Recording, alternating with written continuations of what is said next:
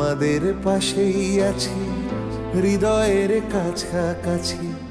জীবনের পথ সোজা নয়, আশা নিয়ে নিত্য বাঁচি।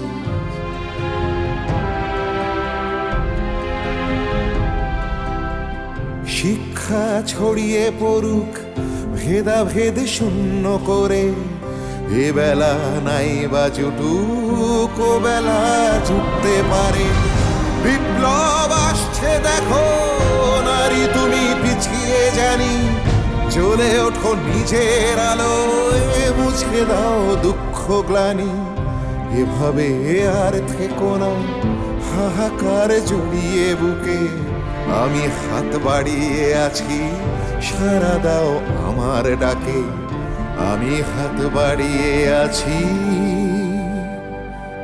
সাড়া দাও আমার ডাকে।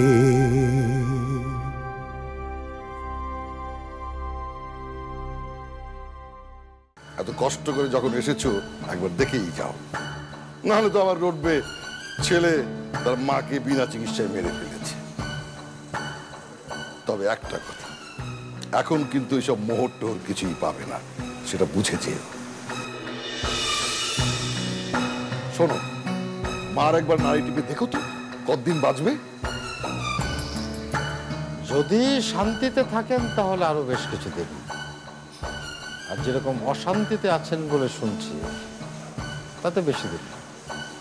রুগী না দেখেই বলে দিলে? ভালো ভালো। তা এই খবরটা তোমাকে কে দিল? ওই হারামজাদা? সবকিছু দেখে বলতে হয় না মল্লিক মশাই, এই মল্লিক বাড়ির দেয়ালে কান পাতলেই অনেক কিছু শোনা যায়। তোমার চ্যাটাং চ্যাটাং কথা এখনো গেল না।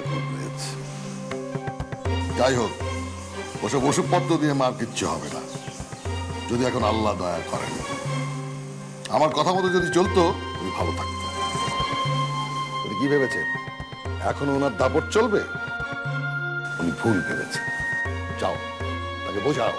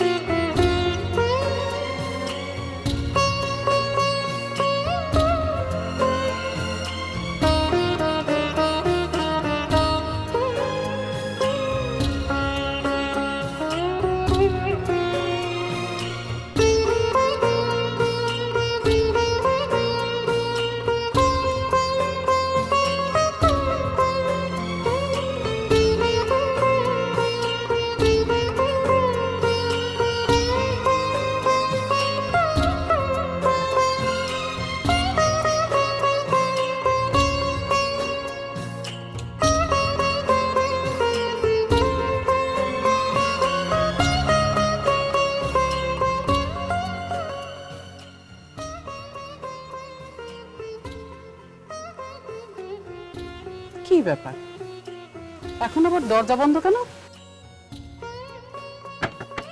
হীরা, হীরা, ও হীরা, দরজা লাগিয়ে কি করছিস?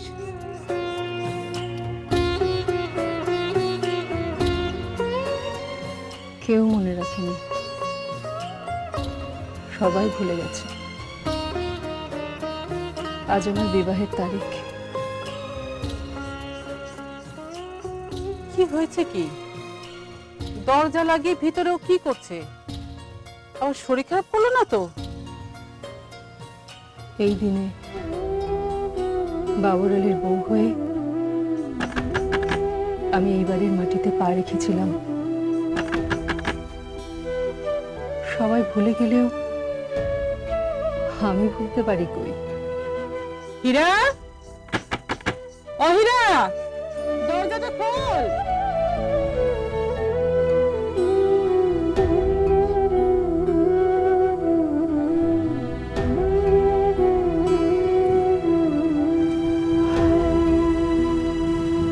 শাড়িটা পরে ছোট্ট 8-10 বছরের হীরামন বাবর আলীর বউ হয়ে এ বাড়িতে এসেছিল। নানা রঙের কাগজের ফুলে সাজানো বাসর ঘর। বাবর আলী ঘরে এসে বলল, তোমাকে আমি কি উপহার দিই বলো তো? এই সুরমাদানটা গঞ্জ থেকে নিয়ে এসেছি তোমার জন্য, ধরো নাও। তুমি যদি সুরমাদানটা না নাও তাহলে বুঝবো তোমার উপহার পছন্দ হয়নি। আমি অমনি সুরমাদানটা হাতে নিয়ে নিলাম, কিন্তু মুখটা রাখলাম নিচু করেই।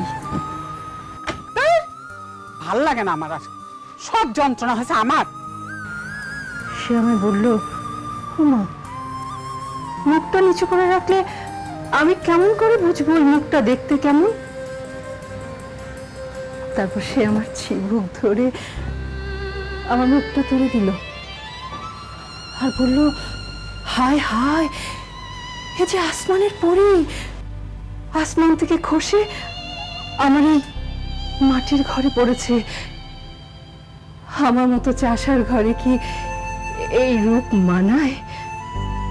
কোথায় তুমি রাজরানী হবে তা না, হয়েছে চাষার বউ। আমি বললাম, আমি যা পেয়েছি তাতেই আমি অনেক খুশি। সে আমায় বলল, সত্যি? কসম? আমি বললাম, কসম। সে বলল, এই সুরমা দানটার আর কতই বা দাম হবে, কিন্তু এটা হচ্ছে তোমাকে দেয়া আমার ভালোবাসার উপহার। তুমি যতবার এই সুরমা দান থেকে সুরমা নিয়ে নিয়ে সুরমা চোখে পড়বে, তখনই তোমার আমার কথা মনে পড়বে।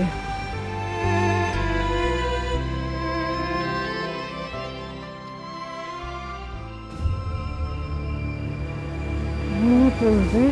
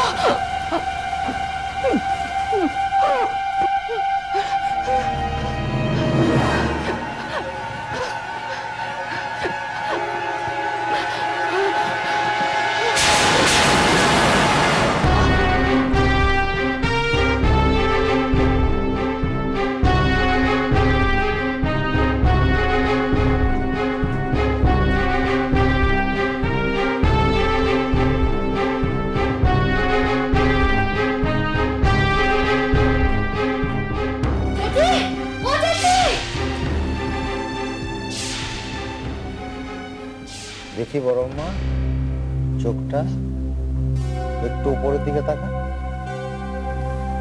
একটু উপরের দিকে। আপনাকে কতবার বলেছি আম্মা, এই শরীরে এত উত্তেজনা ঠিক নয়, যে কোনো সময় বিপদ হতে পারে। না বেটা মোহাম্মদ, আমার কিচ্ছু হবে না। জানি না কত গুনাহ করেছি, আল্লাহ তার শাস্তি দিচ্ছে। কতদিন আর এইভাবে দেরি দেরি করে আমাকে করতে হবে। আম্মা, আমি একটা ঘুমের ওষুধ দিয়ে যাচ্ছি, এটা খেয়ে একটু ভালো করে ঘুম দেন।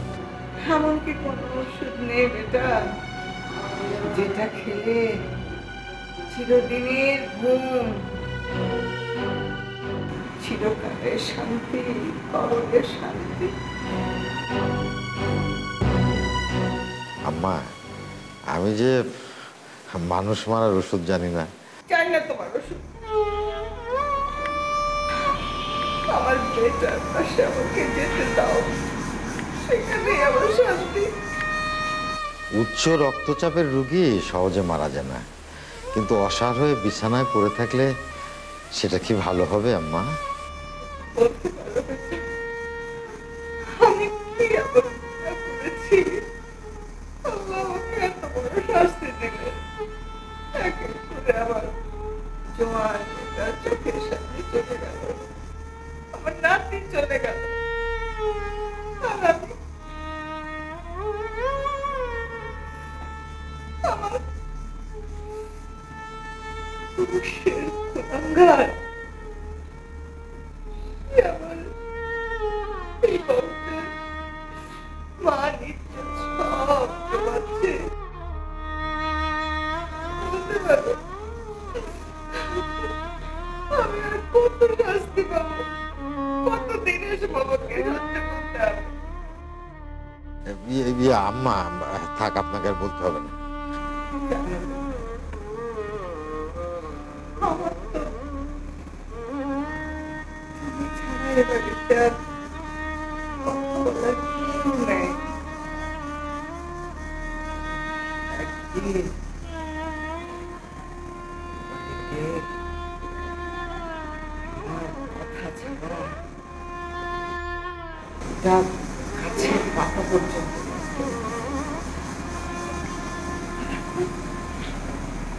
আমাকে কেউ মানে না।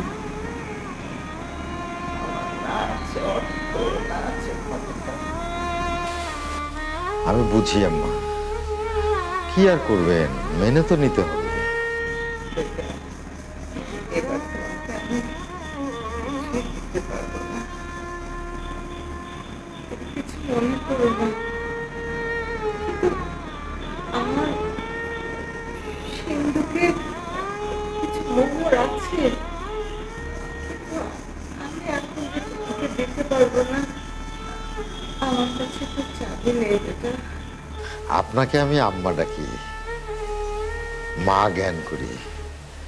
আপনার কাছে মোহর পেলাম না বলে আমি মন খারাপ করব, এতটা মন্দ ছেলে আমি নই আম্মা।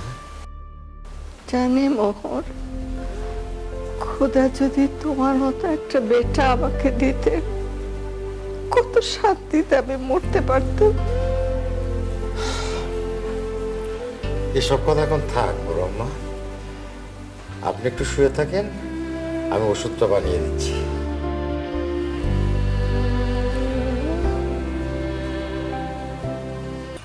এখন কি করবো বলতো? হ্যাঁ মোহন, দরজা তো একেবারেই খুলছে না, কি করে খুলবো বলতো দেখি? ভাবি সব সরেন তো, দরজা ভেঙে বলে পরে যাওয়ার দেখা যাবে, সরেন তো।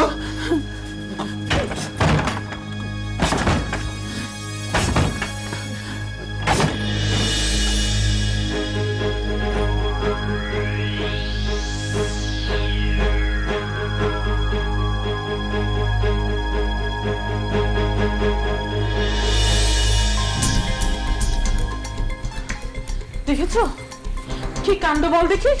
সে কখন থেকে ডাকছে, আমি সারাই দিচ্ছে না। ভাগ্যিস নতুন জানলা দিয়ে দেখেছিল। আর মোহর চাচা না থাকলে তো দরজা ভাঙাই যেত না। কিন্তু দরজার কপাটটা তো ভাঙলো। আমার এই জ্বালা আর ভালো লাগছে না। ভাবি সাহেব, একটু কালকা সুন্দর শেকর এই থেতো করে নাকের সামনে ধরলে জ্ঞান ফেরত আসে। আমি কর্তাকে তো তাই করতে দেখি। তাহলে তাই কর, যা। তোতন আয়।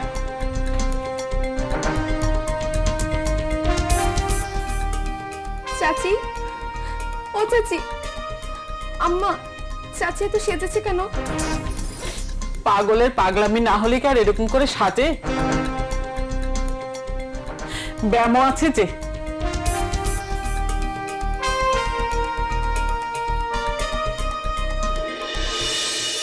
অন্তরা, এটা কি বিয়ের শাড়িটা না?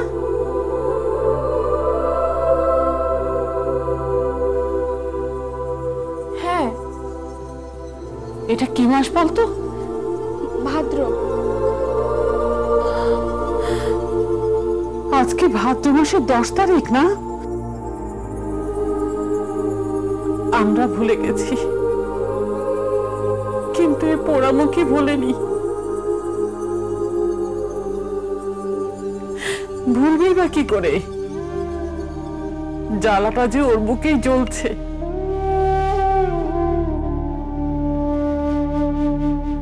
আর চাচির বিয়ের তারিখ? হ্যাঁ, এই জন্যই তো নিজের খেয়ালে এত সেজেছে, কিন্তু আর সামনে রাখতে পারেনি। আবার বুঝি জিনের আসর? বৌমা, তুমি বয়সে ছোট, কিন্তু এটুকু তো তুমি বুঝবে স্বামী দূরে থাকলে কি কষ্ট হয়।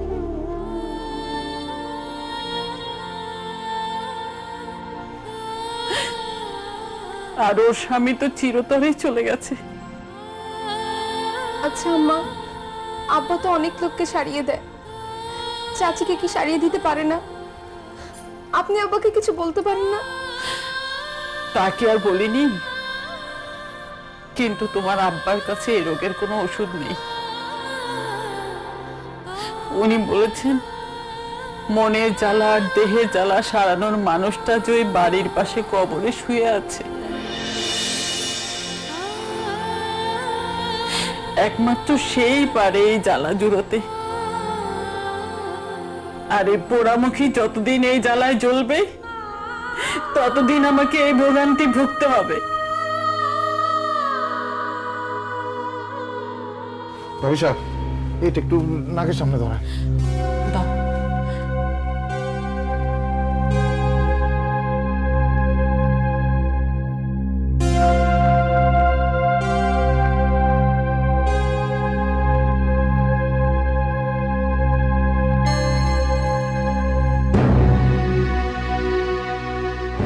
হীরা,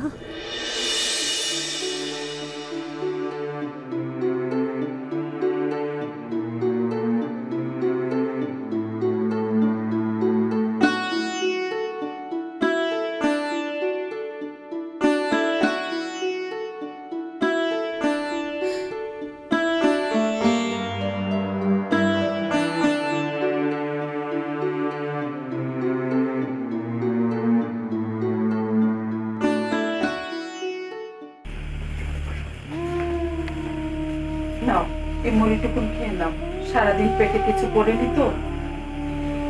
ভালো লাগছে না, কিচ্ছু ভালো লাগছে না, আমি হেরে গেলাম। সুবিমরকে আমি ছাড়িয়ে আনতে পারলাম। আচ্ছা, ওরা আমার ছেলেটাকে অনেক মেরেছে না? জানি না,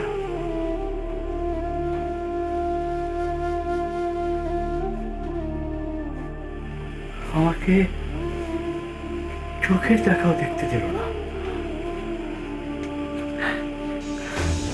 আচ্ছা, ওরা খোকাকে মেরে ফেলবে না তো?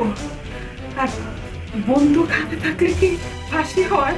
জানি না, আমি কিচ্ছু জানি না।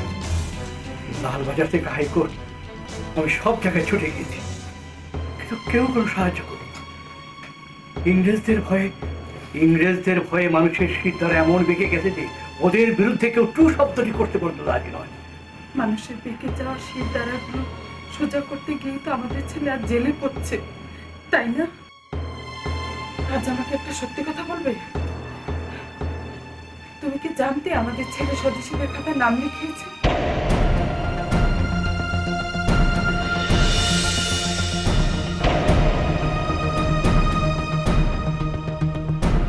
তোমার কি ধারণা আমি আমার ছেলেকে সন্ত্রাসবাদী কাজে এগিয়ে দিয়েছি? আমি আমার ছেলে সুইমনের হাতে ডাক্তারের ছুরি কাজের বদলে রিভলভার তুলে দিয়েছি? আমি তা বলিনি। তুমি তো ওর ঘরে গিয়ে সবগুলো বই দেখতে, তুমি ওকে সাবধান করোনি কেন? আমাকেও বলনি। যতবার ওকে বিয়ে দিয়ে সংসারের কথা বলেছি ততবার তুমি বলেছো ও ডাক্তারি পড়া শেষ হোক। আচ্ছা, তুমি কি জানতে ছাত্রদের প্রতিবাদী আন্দোলনে সে আছে? সেটা আমি জানতাম, কিন্তু সে যে স্বদেশী বিপ্লবীদের খাতায় নাম লিখেছে সেটা আমি জানতাম না। জানো কারণ, নিজের ঘর না পড়া পর্যন্ত যার ঘর পুড়ে তার যে কি কষ্ট সেটা বোঝা যায় না। মানে? আমি সাময়িক বিচলিত হয়ে পড়েছিলাম পারুল, কিন্তু আমি এখন বলছি আমি আমার ছেলের জন্য গর্বিত। I am proud of my son. মার খেয়েছে, কিন্তু কারোর নাম বলেনি, বেইমানি করেনি। তাহলে অমন ছেলের বাপ বলে আমার মুখ চুলকানি করত। আমার ছেলেটা হয়তো আর কোনোদিন ফিরবে না, আমাকে মা বলেও ডাকবে না, আর কোনোদিন ওর জন্য মোয়া পাঠাতে হবে না। এই কথা ভেবে আমার বুকটা ফেটে যাচ্ছে।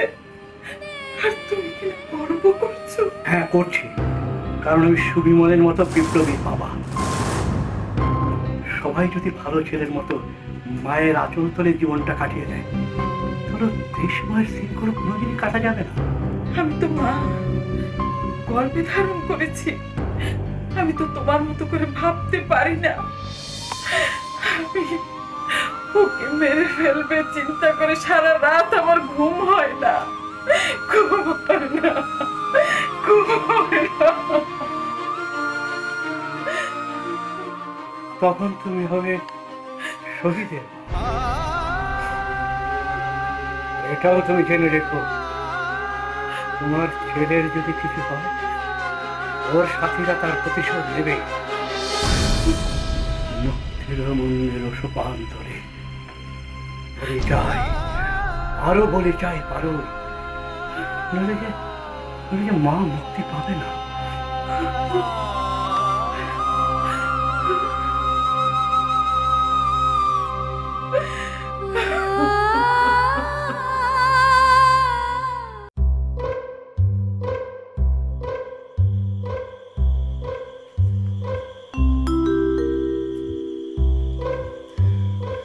এমন একবার মুখী মানুষ আমার কপালে জুটলো। আজ আসো বাড়িতে, এর একটা হেস্ত নেস্ত আমি করবো।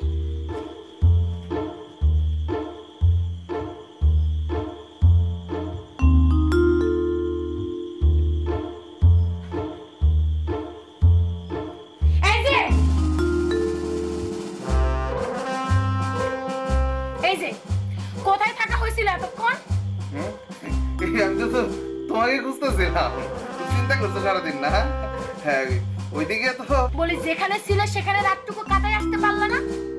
কি এমন রাজ্যের কাজ করে সন্ধ্যা পেরিয়ে গেল, বাড়ি ঢুকার নাম নাই? শুধু শুধু রাগ করতেছো কেন? আমার কথাটা একটু শোনো। কি শুনবো? হ্যাঁ কি শুনবো? বলো তো এক ঘাটি মিথ্যা কথা। তোমার মিথ্যা কথা শুনে আমি পূজা করবো? এই কোথায় ছিলে তুমি? কোথায় ছিলে? আমি তো সেই কথাটা বলার চেষ্টা করতেছি এতক্ষণ ধরে। তুমি শুধু শুধু রাগ করতেছো। আমি তো বাড়ির দিকে আসতেছিলাম, কিন্তু পারলাম না। কেন? শালিশে সবাই মোরলগিরি করতে টেনে নিয়ে গেছিল বুঝি? সেইটা কেন? আমি কি সেই ধরনের মানুষ নাকি? তাহলে যে কর্তার বাড়িতে শেখ লঙ্কা কাণ্ড, ঘরের মধ্যে ছোট বউ জ্ঞান হারায় পড়ে আছে, তারপরে বাড়িতে নাই আবার কর্তা, ওই মুহূর্তে আমি যাই উপস্থিত, তখন ওই দরজা খুলে তার বাইর করলাম। ব্যাস এইটুকু? চোখে মুখে জল দিয়ে বাতাস করতে বসনি? তুমি যে কি বলো না, আর পরে স্ত্রীর গায়ে হাত দেওয়া যায়? সেই বুদ্ধি কি আছে তোমার? এই তোমার না ওই মেয়ে মানুষের কাছে যাইতে মানা করছিলাম, সেই কথা কি মনে আছে তোমার? কি খাবো? কি খাবো? আবার প্লিজ আমার নয় ভাই, আই করে এখানে দেওয়া হবে না। তোমার মতো 80 টাকার গোলাপ হওয়া হবে না। না না তোর মুখে তত বড় কথা, বেরো বেরো আমার বাড়ি থেকে। ভাইজান এই ভাইজান কেমন চলে যাবে? আর আজকে নিশ্চিত আপনার পেটে কোন দাঁড়াবানি করে। তুমি ব্যবস্থা করতে গেছো? এই নিজেকে কি ভাবিস? কি ভাবিস নিজেকে? আজ যাই ভাবি তোমার মতো বিড়ি শুকুরদের কাছে নিজেকে সবেদার কথা ভাবি না। সুলতান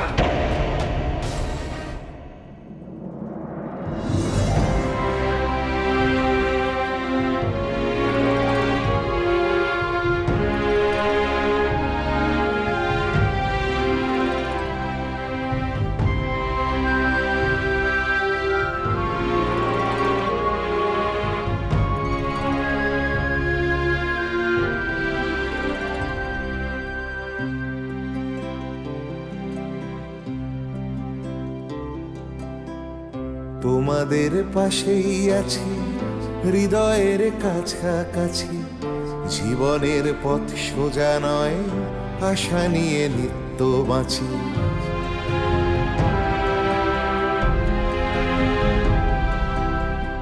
তোমাদের পাশেই আছি হৃদয়ের কাছাকাছি, জীবনের পথ সোজা নয়, আশা নিয়ে নিত্য বাঁচি।